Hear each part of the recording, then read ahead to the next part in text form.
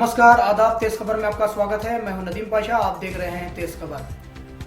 कर्नाटक मैसूर में एसडीपीआई की ओर से भोपाल जेल के कैदियों के हुए एनकाउंटर को फर्जी एनकाउंटर बताते हुए आज जुमे की नमाज के बाद मीलाद बाग के सामने घेराव कर बीजेपी सरकार का विरोध किया। से प्यारा हम लड़ते रहेंगे, हम छीन कर रहेंगे, हक हमारा, ये आतंकवादी से ಇವರು ಅಧಿಕಾರಕ್ಕೆ ಬಂದ ನಂತರ ಇವರಿಗೆ ಸರ್ಕಾರದಲ್ಲಿ ಅಧಿಕಾರಕ್ಕೆ ಬಂದರು ಇವರ ಪುಣ್ಯಕ್ಕೆ अंतरराष्ट्रीय भगाकर मारा गया है।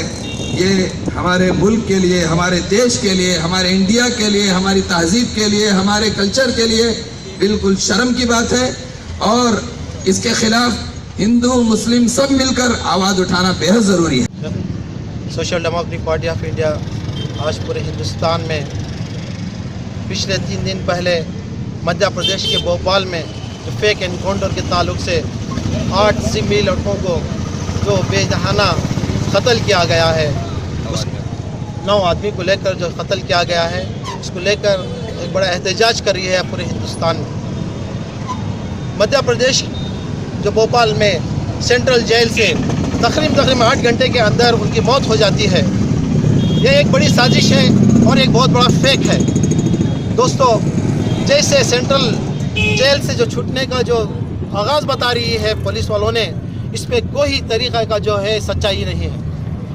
एक सेंट्रल जेल ऐसा होता है जहां पर पूरा इलेक्ट्रॉनिक और सीसीटीवी कैमरा लगाया हुआ जाता है और उसी के साथ एक माइन्यूट छोटा सा वैट्स के तरीके से जो है पूरा करंट लगाया जाता है और उसके बावजूद भी जो है ये पूरे इंडियंस को मालूम है कि मुल्क के अंदर अमन कायम करने के लिए हिंदुस्तान के तमाम बाशिंदों के साथ इंसाफ होना चाहिए। किसी किस्म का किसी पर भी जुल्म नहीं होना चाहिए और पूरा मुल्क उसी वक्त तरक्की कर सकता, आगे बढ़ सकता है जब यहाँ कानून की बालादस्ती होगी। अभी जो भोपाल में जो इनकाउंटर हुआ है ये कानून के ख़िलाफ़ है और मुजरिमों के ख़िलाफ़ नहीं है, बल्कि जो अभी जुर्म जिनके ऊपर साबित नहीं हुआ था उनको रिहाई होने वाली थी और उनका सिलसिला कोर्ट में चल रहा था।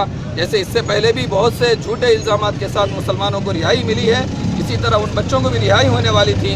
लेकिन इनमें से 8 आदमियों को, उसके साथ साथ एक पुलिस वाले को जो हमारा ही भाई था, वो भी उसको भी इन जालिमों ने कत्ल कर दिया है। हम मुतालबा करते हैं कि उस पुलिस को कैसे कत्ल किया गया। क्या कोई आज के ज़माने में एक चमचे से किसी को कत्ल कर सकता है और उस वक्त तक कत्ल करते हुए वो पुलिस वाला खामोश बैठा रहेगा और वो चीख नहीं मारेगा? उसकी मदद के लिए कोई पुलिस नहीं आएगी और वो कोई ऐसी जगह नहीं है जंगल में हो, बल्कि इंटरनेशनल लेवल की एक कैद खाने में जहाँ हर तरफ से सिपाही हथियार लेकर तैयार रहते हैं, ऐसे कैद खाने में एक पुलिस वाले को कत्ल कर दिया जाता है और वो पुलिस वाला चीख मारता है तो उसकी मदद भी नहीं की जा सकती। ये सब क्या हो रहा है? ये मजाक है, ये कानून के ख़िलाफ़ है, ये मुसलमानों के ख़िलाफ़ है, ये इंडिया के कानून के ख़िलाफ़ है, ये सुप्रीम कोर्ट के ख़िलाफ़ है। इसलिए हम एहतजाज करते हैं कि इस तरह के वाक़यात बंद करके सारे इंसानों को, सारे मुसलमानों को, सारे हिंदुओं को, सारे कल्चरों को आगे बढ़ने का मौका दिया जाए, सबको तरक्की करने का मौका दिया जाए, सबके साथ इंसाफ किया जाए और जो गुंडे इस किस्म के गलत काम कर रहे हैं उनको सही इंसाफ के मुताबिक कानून के साथ उनको उनके कैफियत किरदार तक पहुँचाया जाए। ऐसे में कई सवाल उठना लाजमी है, क्योंकि भोपाल जेल की वेबसाइट पर ISO सर्टिफाइड फ्लैश होता है। ISO सर्टिफिकेट उसे मिलती है जिसमें इंटरनेशनल लेवल की बात हो। क्या ISO सर्टिफाइड वाली भोपाल जेल से भी कैदी भागने में कामयाब हो सकते हैं? क्या भोपाल जेल के ताले लकड़ी की चाबी से खोले जा सकते हैं? हेड कांस्टेबल रमाशंकर की चम्मच से हत्या होने तक क्या किसी ने नहीं देखा?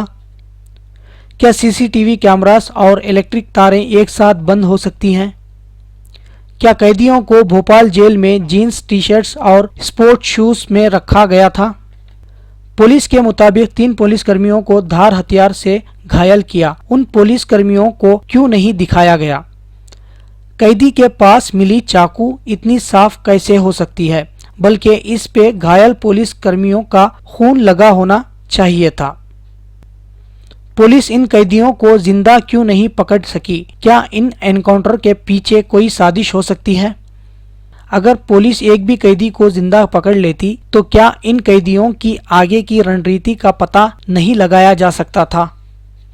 क्या पुलिस पहले से ही ये तय कर चुकी थी इन कैदियों को जिंदा नहीं पकड़ना, बल्कि इन कैदियों की लाशों पर भी गोलियां चलानी है? दादरी कांड अखलाक की हत्या के बाद बिहार चुनाव में बीजेपी को बहुमत से हार मिली थी। हमारे दर्शकों से ये सवाल है, क्या इस बार भोपाल जेल एनकाउंटर के बाद बीजेपी को यूपी चुनाव में भारी नुकसान हो सकता है? मुझे दीजिए इजाजत, आप देखते रहिए तेज खबर।